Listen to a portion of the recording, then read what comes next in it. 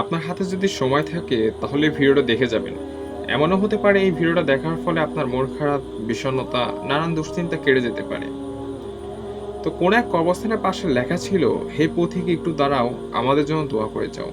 আজকে তোমরা যেভাবে আছো, কাল আমরা সেভাবে ছিলাম। আর আজ আমরা যেভাবে আছি, আগামীকাল তোমরা সেভাবে থাকবে। কথাটা কি একটু গভীরভাবে উপলব্ধি করেন? দেখেন কথাটা কিন্তু ভারী তো অনেক। একজন কবরবাসীর আত্মনাথ সে বলছে যে আজকে তোমরা যেভাবে আছো, কালকে আমরা সেভাবেই ছিলাম। আর আজকে আমরা কবরের জগতে এসেছি, কালকেও তোমরা সেভাবে থাকতে পারো। তো আমাদের জন্য দোয়া করে যাও আর কি। তারা আমাদেরকে নসিহত করছে। তো যখন মানুষ মারা যাবে আর কি, আপনি এখন জীবিত আছেন, আপনার চারপাশ সমান্তরাল, অর্থাৎ আপনি দুই হাত এমন করছেন, আপনার চারপাশে অনেক জায়গা আছে, আপনি যেখানে খুশি সেখানে যেতে পারছেন জীবিতকালীন থাকা অবস্থায়। এমনকি আপনার দুনিয়াটা অনেক বড় আর কি। আপনি যে এলাকাতে থাকেন, যেখানে থাকেন, আপনার দুনিয়াটা এখন অনেক বড়। চারদিক তাকালে আপনার চোখ যত যাবে শুধু আপনার দুনিয়া। কিন্তু আপনি যখন মারা যাবেন, আপনাকে যখন কবরের জগতে রেখে চলে আসবে, তখন আপনার দুনিয়াটা হয়ে যাবে ছোট। আপনি দুই হাত এমন সমান্তরাল করতে পারবেন না। অর্থাৎ আপনি দুই হাত যদি এমন করেন, আপনার হাত ঠেকে যাবে। আপনি সমান্তরালভাবে করতে পারবেন না। এত পরিমাণ জায়গা। আপনার উপরে মাটি হবে, নিচে মাটি হবে, ডানে মাটি, বামে মাটি, সামনে পেছনে সব দিক মাটিই হবে। তো বাহাদুরি করে লাভ নেই। তো বলছিলাম আমাদের মুসলিম উম্মাকে নিয়ে আর কি। বর্তমানে আমাদের মুসলিম উম্মারা ব্যস্ত ফুটবল কাপ নিয়ে। ইদানিং কয়েকটা ম্যাচও হয়ে গেছে। তো ফিফা ওয়ার্ল্ড কাপ শুরু হয়ে গেছে। তো একটা সময় ছিল যখন আমাদের মুসলিম যুবকেরা কালামের পতাকা, আমাদের ইসলামের কালামার পতাকা উড্ডয়ন করতে গেলে তারা শহীদ হতো। কালামের পতাকা হাতে ধরতে যুদ্ধে যখন নামতো, তারা শহীদ হয়ে যেত। আর বর্তমানে আমাদের যুবকেরা সেই বিধর্মীদের পতাকা, সেই ইসরায়েলদের পতাকা, সেই নাস্তিকদের পতাকা টাঙানোর জন্য তারা নিজেদের জীবন উৎসর্গ করছে আর কি।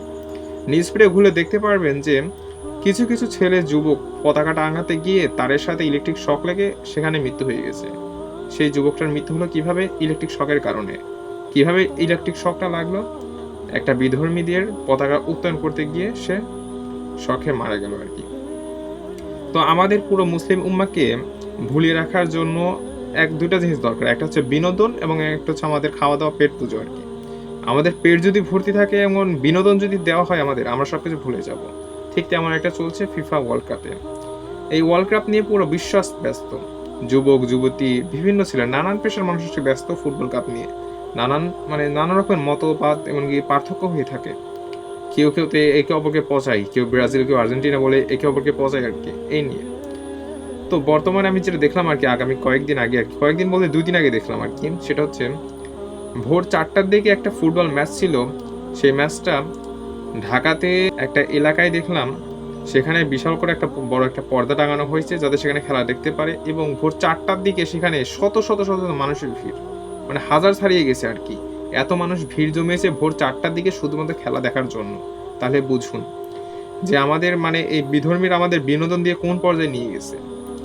তো আমাকে একটা কথা বলুন, এই ফজরে 4টার দিকে, ভোর 4টার দিকে খেলা দেখার জন্য যদি হাজার হাজার মানুষ উপস্থিত হতে পারে, তাহলে ফজরে মুয়াজ্জিনের ডাকে কেন মসজিদের প্রথম কাতার পূর্ণ হয় না? অর্থাৎ বিধর্মীদের খেলার এবং আনন্দ উপভোগ করার জন্য আমরা ভোর 4টার দিকে উঠতে পারি, কিন্তু আমাদের যে ফরজ ইবাদত দেওয়া হয়েছে নামাজ প্রথম, সে নামাজটা ফজর নামাজ পড়ার জন্য আমাদের ঘুমই ভাঙে না, আমরা উঠতেই পারি না। হাই আল্লাহ সাল্লাহ বলে মুয়াজ্জিন যখন ডাক দেয় তখন আমরা ঘুমের ঘরে থাকি আর কি। তাহলে বুঝুন এই নফসের তাড়নাটা আমাদের কোথায় নিয়ে গেছে।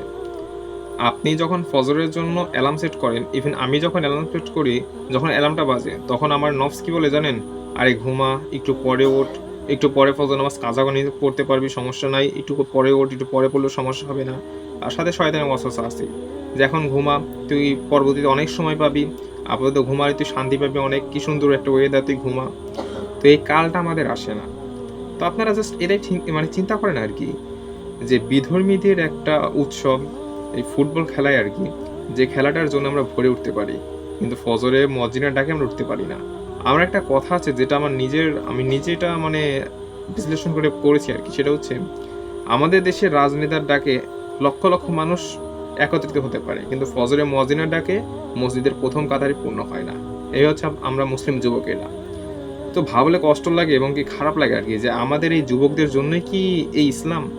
এত ত্যাগ তিতিক্ষা, এই কি ইসলাম? এই তো কয়েকদিন পর হয়ে যাবে কারবালার ঘটনা আর কি, যেখানে নবী করিম সাল্লাল্লাহু আলাইহি সাল্লামের নাতি হযরত হোসেন আলাইহিস সালামকে শহীদ করা হয়েছিল আর কি। কত করুণ একটা কাহিনী। কেন তারা করলো? তারা তো মানে পারত যুদ্ধ করতে আর কি। তারা ইসলামকে জীবিত রাখার জন্য সেই ত্যাগের উদাহরণ হিসেবে সে নিজেকে কুরবান করে দিয়ে দিল।